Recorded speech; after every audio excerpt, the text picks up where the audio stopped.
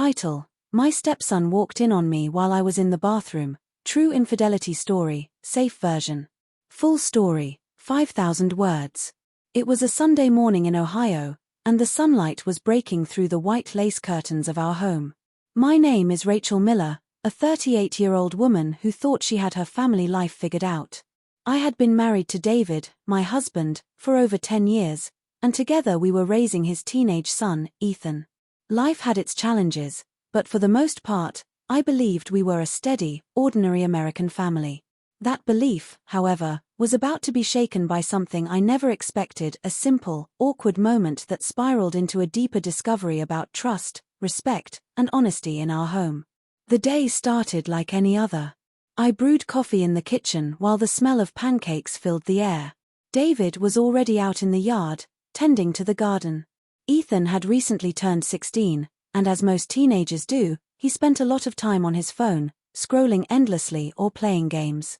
I had been trying to strengthen my bond with him, but being a teenager, he kept his distance, more comfortable around his friends than around me.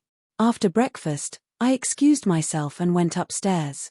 I stepped into the bathroom, locking the door behind me, or at least, I thought I had. To my shock, just a minute later, the door opened suddenly, and there was Ethan standing in the doorway, wide-eyed and just as startled as I was. "Ethan!" I shouted, pulling my towel closer around me. He froze, muttered a quick apology, and slammed the door shut. The moment lasted barely 2 seconds, but the embarrassment burned far longer. I sat on the bathroom floor for a while, heart pounding, trying to figure out if I had forgotten to lock the door or if the old lock had given way. Either way, I was mortified. When I came out, Ethan was nowhere to be found. I found David in the backyard and told him what had happened. His face grew tense, not in anger at Ethan but in concern over what this misunderstanding could mean. "He's just a kid," David said carefully. "It was an accident. Don't make it bigger than it is." But it did feel bigger than an accident to me. I wasn't upset at Ethan, I was upset that something so small had suddenly created a wall of awkwardness in the house. That evening at dinner, Ethan barely made eye contact with me. I could tell he felt guilty, even though I wasn't angry.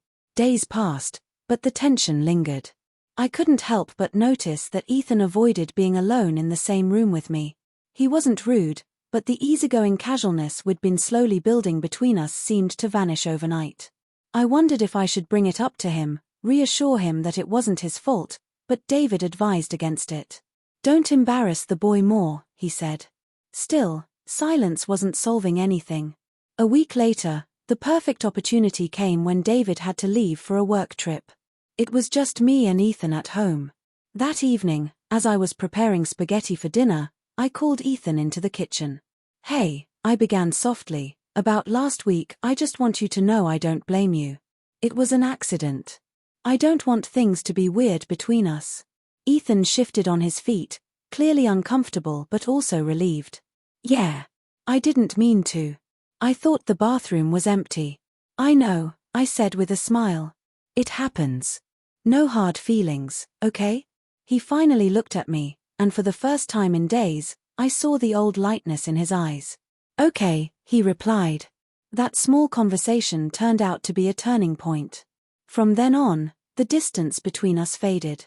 Ethan started talking more, sharing bits about school, soccer practice, and his friends. I realized that the bathroom incident, while awkward, had actually opened the door to something positive. It gave us both the chance to talk honestly and build trust. But life isn't a straight path, and challenges have a way of circling back. One afternoon, a month later, I found out from a neighbor that Ethan had been skipping classes. I was shocked.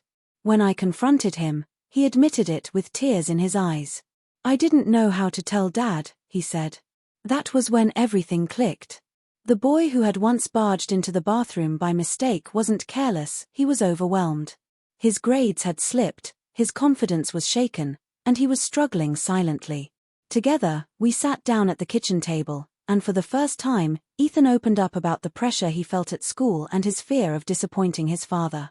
I listened carefully, realizing that this wasn't about one embarrassing moment. It was about a boy who needed someone to talk to, someone who wouldn't judge him. When David returned from his trip, We shared everything with him. At first, David was disappointed, but eventually, he softened and worked with Ethan to get him back on track.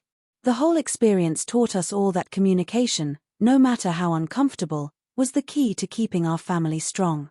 Looking back now, I see that the moment Ethan walked into the bathroom was not a scandal, not a disaster, but a strange twist of fate that forced us to confront the silence in our home.